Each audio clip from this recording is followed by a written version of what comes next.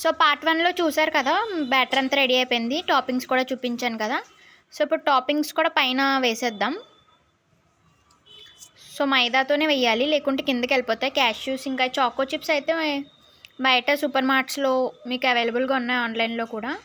So చూడండి. And ఇది ఇంట్లో కూడా చేసుకోవచ్చు. చాకో చిప్స్ ఎలా అన్నది మీకు మన ఫర్దర్ వీడియోస్లో అయితే వస్తుంది, చూస్తుండండి.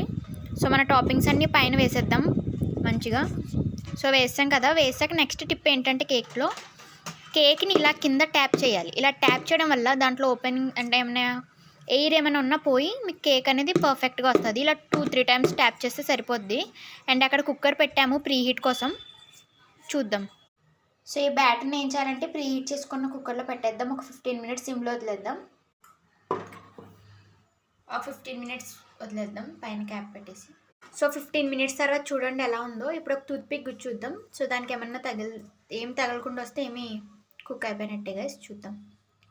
సో ఇదైతే పొంగింది కూడా. సో కుక్ అయిపోయిందండి. టూత్పిక్ గుచ్చితే ఏం తగలకుండా వచ్చింది. సో ఇది రెడీ అయిపోయినట్టే. ఇప్పుడు స్టవ్ ఆఫ్ చేసేసి చల్లారే వరకు పక్కన పెట్టేద్దాం.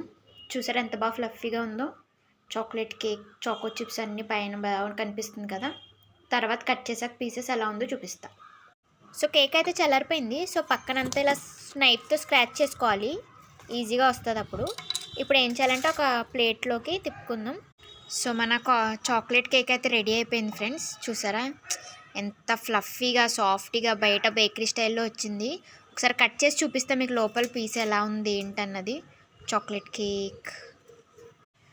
సో మన కేక్ కట్ చేసాక చూసారా లోపల ఎంత స్పాంజీగా ఫ్లఫీగా చాక్లెట్ కేక్ అయితే రెడీ అయిపోయింది. మీరు కూడా ఇంట్లో ట్రై చేయండి.